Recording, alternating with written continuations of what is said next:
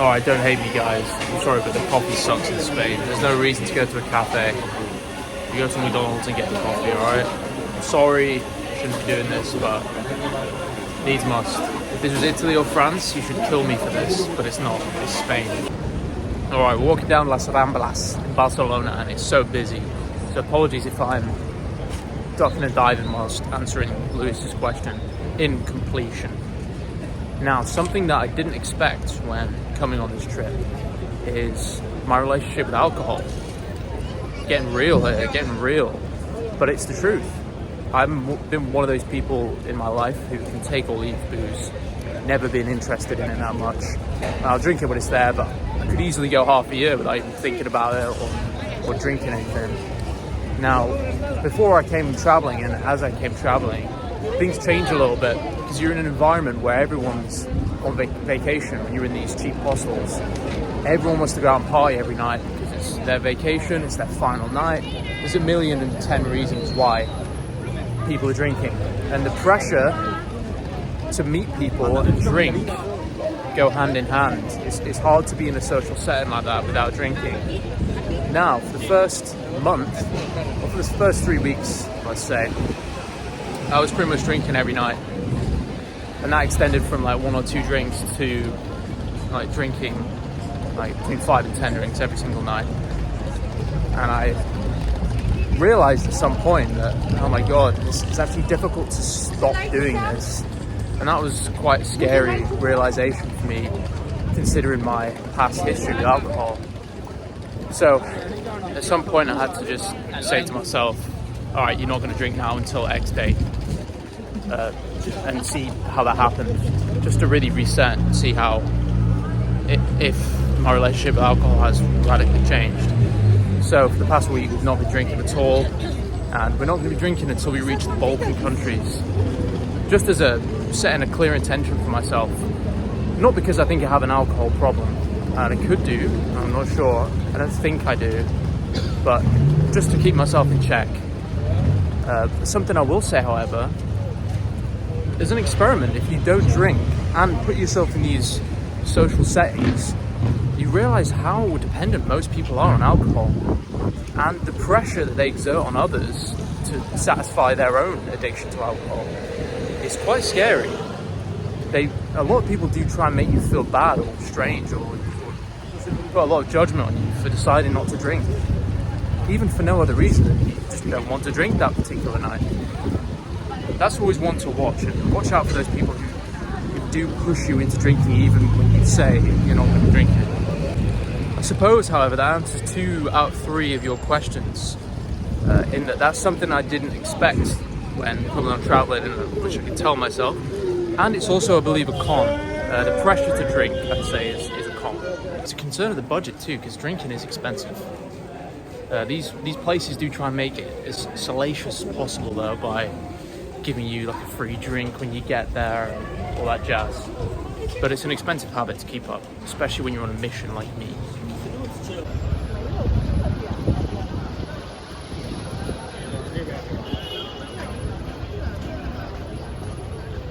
Sorry team, but we did cave. We bought another headband. Couldn't deal with the hair, man. The hair just grows like an afro. It just grows out and out and out. And I ended up looking like a lesbian. So I found a shop that sells them and we bought a hairband. Pretty good room. Just arrived. Little balcony. Great vista of the local weed shop. What more could you need? Alright, if you haven't guessed yet, the special guest is my sister. So we're living the life of luxury. Look at us. Kings in the castle. We have our own balcony. Got our own little private room. Finally.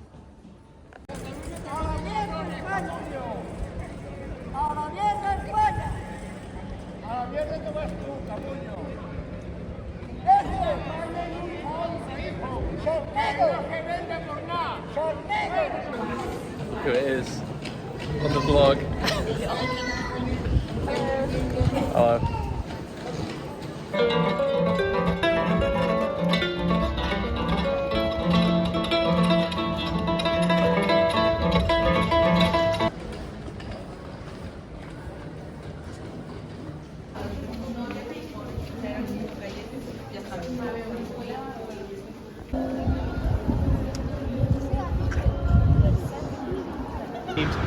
Giorgio actually Montaner, who was, funny enough, the teacher of Antoni Gaudí.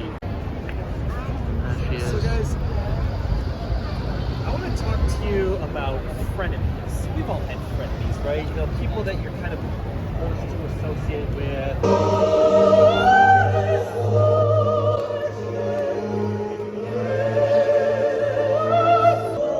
See, that's it. This is a performance, or it's just happening in our life. It's a bit upset. We're in touristy Barcelona, full of Americans, and you have to pay for every single thing that you do. Ladies waiting outside. Don't know, and it's very quiet. Go and do that. It's absolutely Before, we wanted to do the food market, the sunset thing after Sagrada as well, right? yeah, so the main thing. Spanish Jesus over here. Looks. I mean, who made that?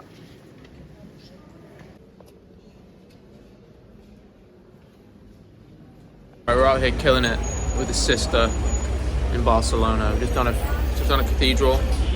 Cost us 14 euros each to get into the cathedral up there. This is the thing with Barcelona. Every single thing you want to do, you got to pay for. There's no free experiences here. And also there's so many people. Like random ass side street in the middle of nowhere, and just look, swarms.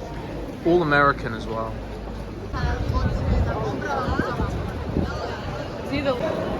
Alright, we're at home now. We're at home. We've got the Josep meat counter. These legs are like ham, so common here. They do them everywhere.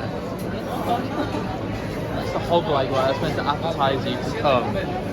Just a pig's trotter hanging from the ceiling. They've even got their own, they have their own bags, like, it's so weird. That's your logo. What, a pig? Yeah, cheers.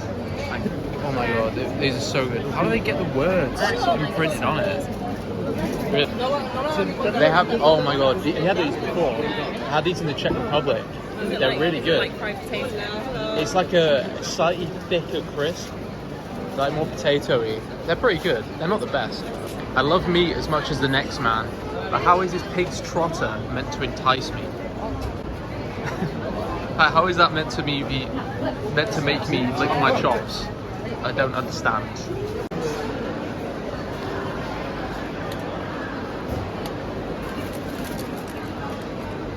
Sorry, what's mozzarella tomato wrap?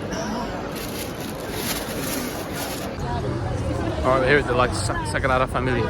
Unfortunately, we had to buy a ticket through a tout, which is a shame, but it's so busy. It's the only way we could get a ticket.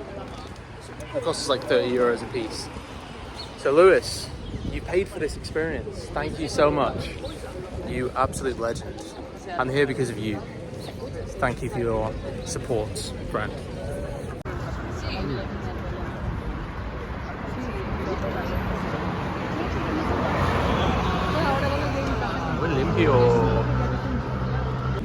Alright, I'm contracted to head out now.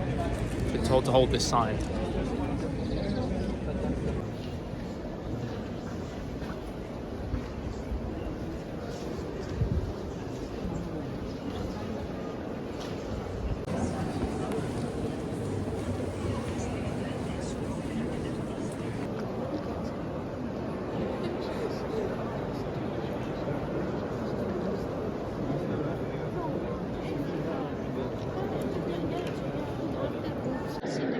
Talking smack about the other Jesus, but it's better than this one. You've seen this burger? This burger costs 9 euros, okay? And it is... I look like a giant. I'm gonna be eating this. Alright, this is the end of the Spanish tiny plate tradition. Final stop in Spain.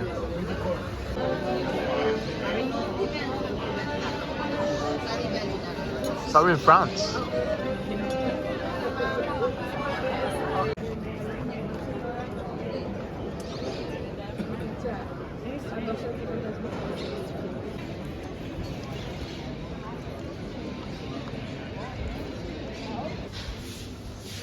Cleaning the piss off the side streets. It's nice. Does smell quite strongly of piss. Most places here. walking to the top of a castle for a view to Barcelona. But at what cost?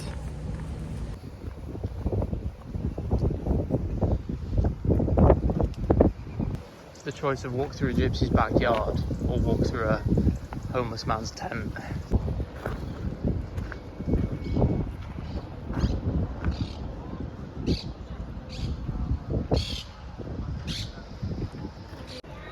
Capturing both sides of Barcelona here. This is the dump side. Alright friends, welcome back. This is the end of Spain. This is the end of the trip in Spain.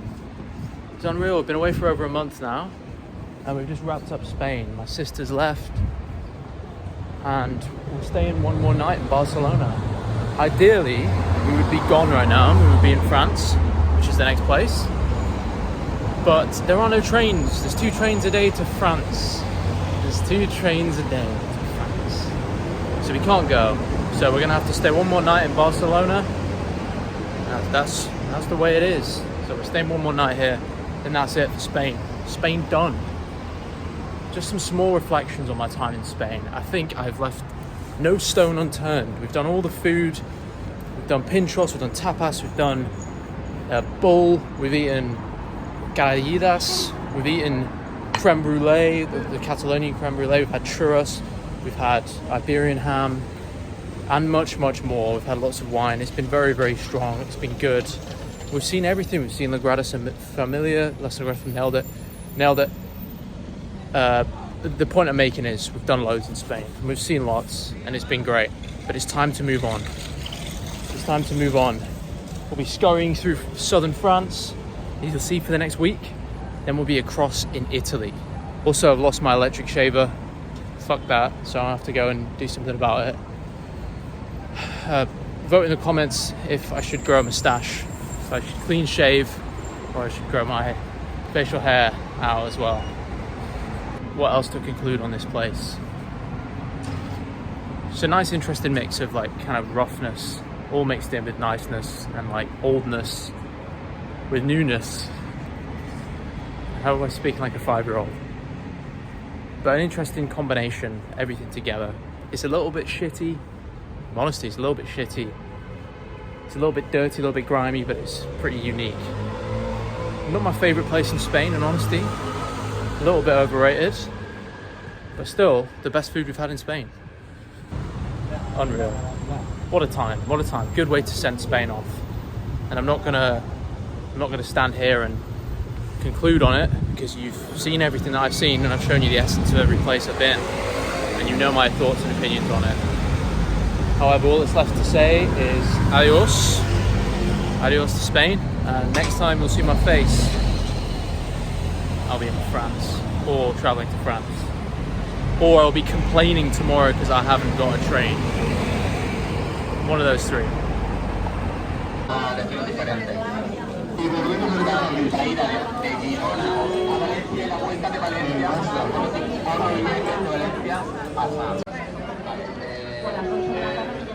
Out of this country.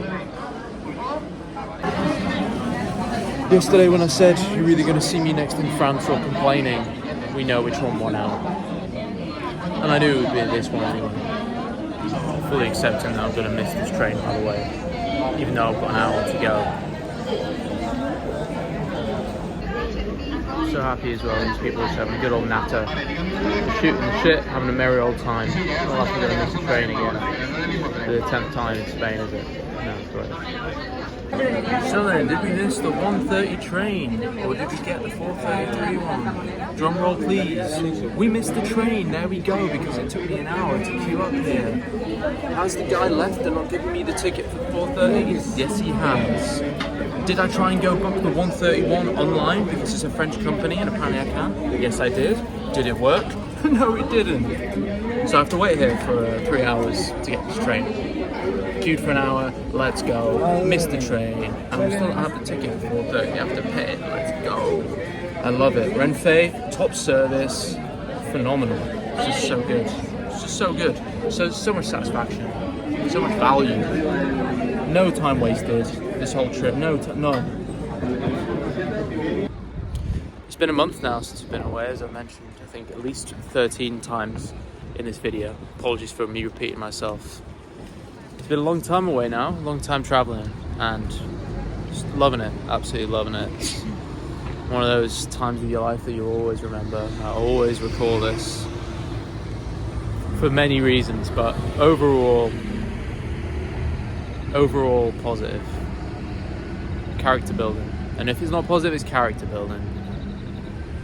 Met so many cool people, so many acquaintances made, a couple friends made, which I think I'll stay in contact with, which is really nice. Just out here making memories, living life. Living life. We look different, we sound different, the accent's changed, hair's changed, the facial hair's changed, my outlook on life has remained exactly the same. I'm joking, of course, it's changed a little bit, but at risk of getting too deep, it's been an interesting ride for the first month, and it's going to increasingly get more precarious, more dangerous, and thus more interesting. It's going to be harder to communicate with people from now on, because if I know a little bit of Spanish and I know basically no French, then I know an inverse amount of Croatian, Serbian, Indian, Filipino. So I have to get by with my good looks and charm alone. Alright, finally. I waited all this time.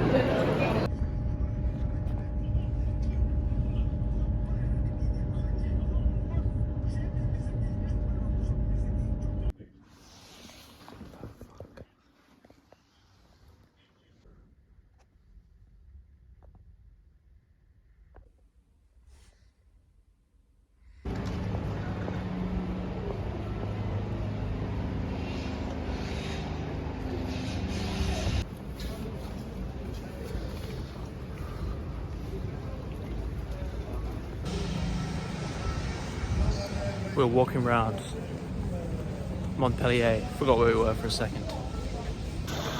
We're absolutely pissing out cash. It's so expensive here. By far the most expensive place to be. The hostel alone, €35 a night. Off the bat, double the usual. And then food, coffee, like everything, gyms, just like obscene. But we're gonna be here for 4 days.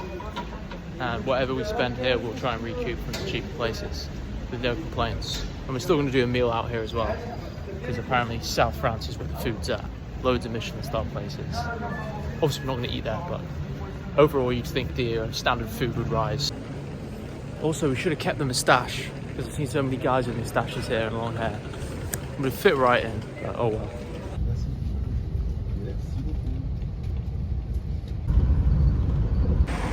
Alright, we've just got a 2-hour train through wine country France with a bunch of local people to arrive in Carcassonne, which is a medieval city that my mum would like to visit. So I'm visiting it and she can live it vicariously through me. Also, it looks very cool, so that's why we're here. I showed you a taco shop yesterday. Now, in France, tacos are not this Mexican style treat, they're something else. It's a wrap with meat in it and cheese, salad leaves, and then it's fried. And it's very, very popular fast food here. So we're gonna try and get one of those. One of the local people told me that. We are in the sticks out here though, full of French people, believe it or not. Seen a few French guys do that thing that even Borat he does, you know, where they kiss each other's cheek, they go when they see each other. And that was quite funny, but it's real. It's a thing, it still happens now. Here we go. Look at this. There's some real Skyrim type vibe. I feel like I'm invading France walking across this. Here we are. We're crossing the bridge to invade now.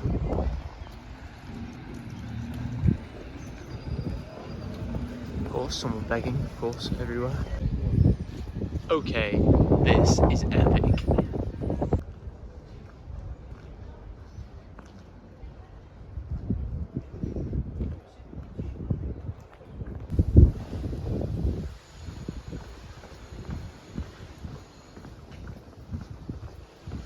We're in a medieval stronghold and they've got the CBD shop. It's just relentless.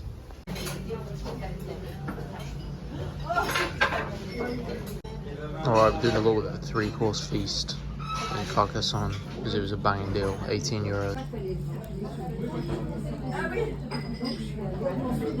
Okay, the belle of the ball, cassoulet. A random mishmash of bits in a stew. White beans, sausage, whatever that is, bat. Oh my god, that meal slapped so hard. That was so good. It's the first meal out we've had since being in south of France. We had cassoulet, which is a stew with white beans, sausage, chicken and other bits of like offcuts of meat. The stews are quite popular in the south of France, so we had to get that, and it was so good. Mate, we're in a public toilet. What the fuck is this? What the fuck is going on? This is medieval. So they're making assumptions about my aim, which are quite generous. Just some food for thought. Now, I know I sound like a broken record here. However, I'm thinking on these travels, given how expensive this week's been, that perhaps we leapfrog Italy.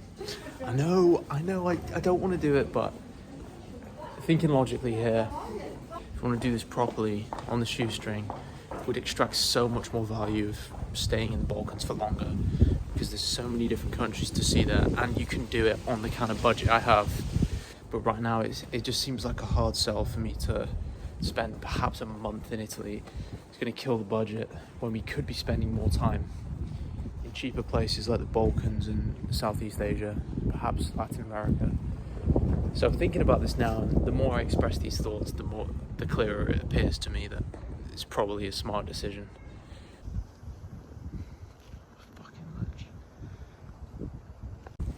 My friend hooked us up. You have to pay for this extra section here, but if any EU member, you get it for free and you're under 26.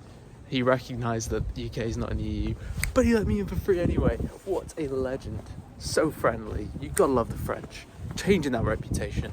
Friendly, lovely. And they love the English, look at that. They love us. As a kid, I was like a huge nerd with castles and knights and swords and daggers and all that good stuff. So this is just satisfying that part of my brain that still exists. The boy in me is loving this.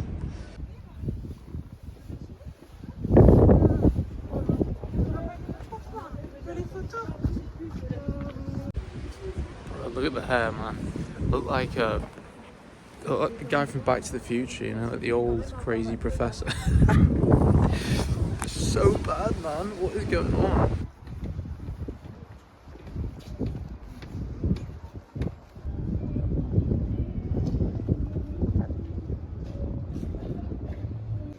Alright, we've got the new hostel, guys. This is where I'll be sleeping for the night. Honestly, with the way my back feels, it feels like I've slept here for the past 2 nights.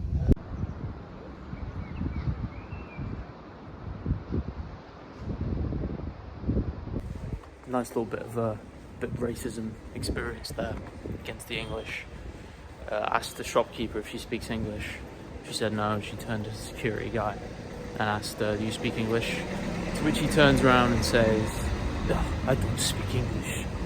And then proceeds to spit on the ground. Of course, in no way do I believe this is representative of all French people, because that in itself would be more racism. However, it's actually the first kind of blatant anti-English displays from the French that I've seen so far, and obviously just represents the opinions of that guy.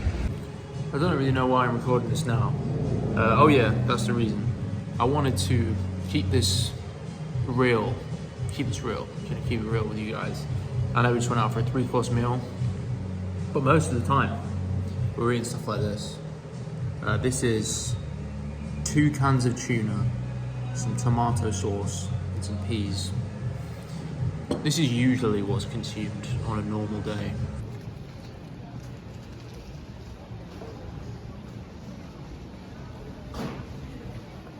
What a nice place, eh? What a beautiful place. Okay, did we get woken up by obnoxious drilling in the bed next to me this morning at a hostel that costs 35 euros a night? Yes, we did. Am I annoyed about that? A little bit. Do I feel tired and murderous this morning? Yes. But am I going to let it ruin the day, the trip? No, certainly not. It's these moments where I'm literally in the middle of nowhere in Montpellier, and I've arrived at a train station which is wrong, and there's literally nothing around me but acres of grass. And I'm thinking, what am I doing, geez? Like, what am I doing? I know we're doing this thing where we don't plan anything, and it's very much live by the sword, die by the sword. If it works out great, it's even greater because it was purely an accident, and you find yourself in these weird situations with weird people you have to trust. But then when it works out badly, you just are just there in the middle of nowhere with no plan, and I don't know what to do right now. I'm in some weird building complex with a stray dog, and I'm heading to some food court in the middle of nowhere that was recommended to me by the guy in the gym. And there's no one at the hostel because it's low season and there's nothing to do. And I'm in not a capital city, just some random place in France. And it's fun, but I mean, come on, like, I have to just ask myself, what am I doing? There's not much to do in Montpellier. Spoke to someone in the hostel who turned up. One of the only people in the hostel who turned up and was saying the same thing, that they came here expecting all this greatness and things to do. And they were asking me, they're like, well, what is there to do here? And I was like, don't know. I mean, you can go into the middle of nowhere on a train and get lost and then come straight back if you want. Maybe you could try that, because that's all I've done here, because I'm the expert in that. But in all seriousness, I just told her I don't know. I mean, we could do something if you want. Random German girl, we can go out together and have some drinks. I don't know you, but I can do that because I've got no other idea what I'm doing here. But recouping before this weekend in Lyon, where some of our friends, Tommy and Nikki, are flying out to see us and spending the weekend with us, which is incredible, and I'm so excited to see them. Plus, I don't have to be doing something all the time. I don't have to constantly be feasting my eyes on something new. Sometimes we can just do nothing, that's all right. Don't have to be doing something all the time. Just repeated that again for some reason. But if I want to get a train into the middle of nowhere and then immediately come back for no reason, I can. And that's all good, and that's fine. If I want to walk through the middle of suburban nowhere through an underpass because a guy told me to, I can also do that, and that's all fine. I mean, I'm literally here and it's an underpass. What have I been led to? Alright, this is more like it, but everything still seems closed.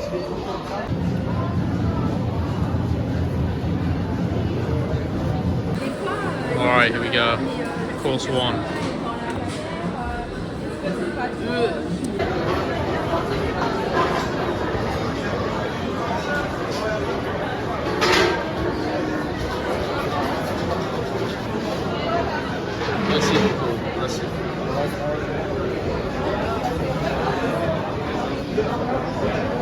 Place. That was solid. Was a bit of a bad boy there ordering Indian food in France. I'm sorry. I'm sorry. Even though we will be going to India, I couldn't wait. But in honesty, there was no other place with decent enough protein, so my hands were kind of tied. But it was very good. I mean, it was 22 euros, as you saw. So expensive for what we got. But the crepe was good. The crepe was solid. Make lemonade. We turned up early. It was dead. There was no one here. In the middle of it nowhere. Now I'm walking through an underpass, pitch black. So smart. But we turned up, there was nothing there, nothing to do, but we waited. We made the best of it. So I appreciate you can see nothing. Might not make it through this pitch black underpass I'm going through now, but this could be my last video. I will see you on the other side, my friends.